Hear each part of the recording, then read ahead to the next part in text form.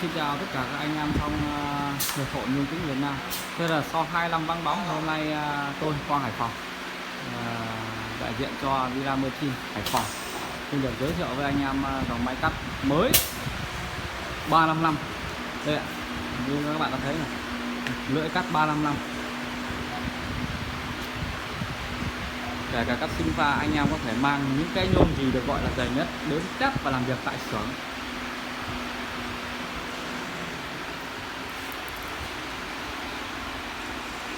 Thùng máy ưu điểm là bằng tôn gốc, không phải làm alu nên là anh em không cảm giá nó hơi ngược một tí.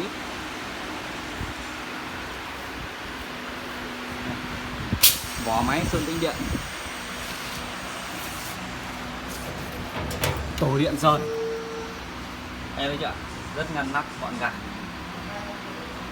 từ những cái tiểu tiết thôi, rất đơn giản.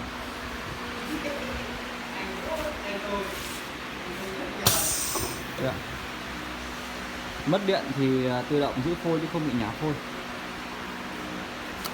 Đấy, mất điện tự động giữ phôi.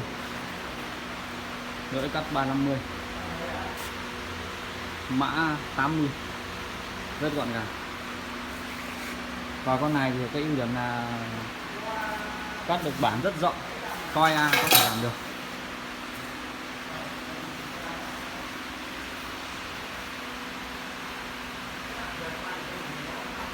Đằng sau kia là con 305 cũng vậy ạ, thân máy bằng tôn, thùng máy bằng tôn, sơn tĩnh điện toàn phần.